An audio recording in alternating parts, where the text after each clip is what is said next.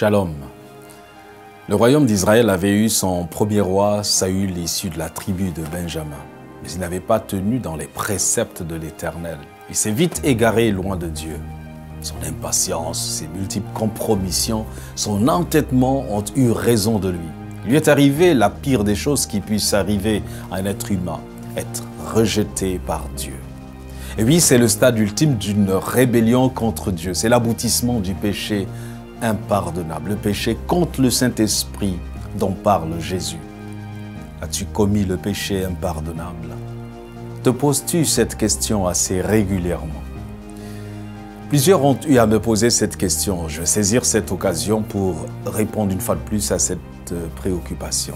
Si tu tombes et tu te relèves, le cœur lourd et découragé à force de confesser le même péché, si tu souffres dans ton cœur, si tes faiblesses te font pleurer devant Dieu nuit et jour, alors c'est une preuve que tu n'as pas commis le péché impardonnable. Car la personne coupable du péché impardonnable n'a plus aucune conscience qu'elle fait mal. Elle n'éprouve plus aucun remords. Elle est totalement égarée, si loin égarée de Dieu que les appels pressants du Saint-Esprit ne lui disent plus rien.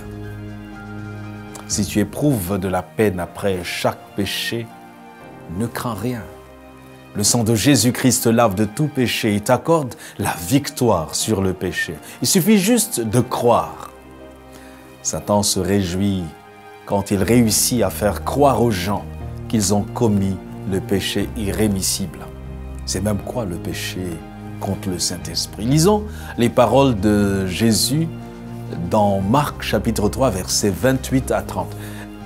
Jésus dit, je vous le dis en vérité, tous les péchés seront pardonnés aux fils des hommes et les blasphèmes qu'ils auront proférés. Mais quiconque blasphémera contre le Saint-Esprit n'obtiendra jamais de pardon. Il est coupable d'un péché éternel. Jésus parla ainsi parce qu'il disait, il est possédé d'un esprit impur. Premièrement, le péché impardonnable ou encore péché éternel est le fait d'attribuer volontairement à Satan l'œuvre du Saint-Esprit. Dans ce passage, les pharisiens savaient que Jésus accomplissait ses miracles par la puissance du Saint-Esprit, mais ils ont persisté à dire qu'il était possédé par le démon Belzébul. Dans un autre sens, si vous êtes témoin de l'œuvre spéciale de l'Esprit de Dieu, et le Saint-Esprit témoigne qu'elle est bien de Dieu, mais plus tard, vous fermez votre cœur à la lumière, alors vous vous livrez aux ténèbres. Ainsi se vérifient dans votre vie les paroles du Christ dans Matthieu 6, 23. Si donc la lumière qui est en toi est ténèbres, combien grandes seront ces ténèbres? Deuxièmement, tout péché non confessé n'est pas pardonné. Et cela suppose que nous avons été convaincus de péché par le Saint-Esprit, mais nous avons refusé de confesser.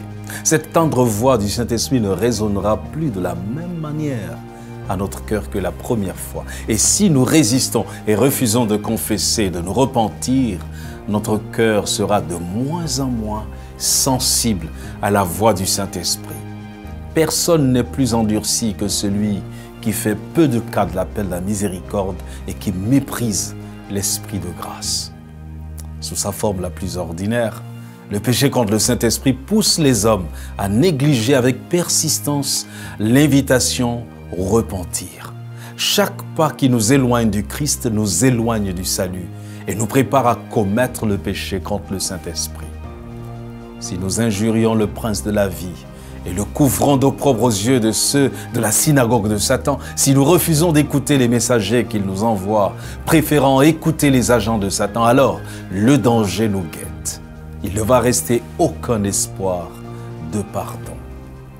Ne commettez pas l'erreur de refuser l'invitation de la miséricorde. Jésus-Christ est là, qui vous tend la main. Il ne mettra pas dehors celui ou celle qui vient à lui.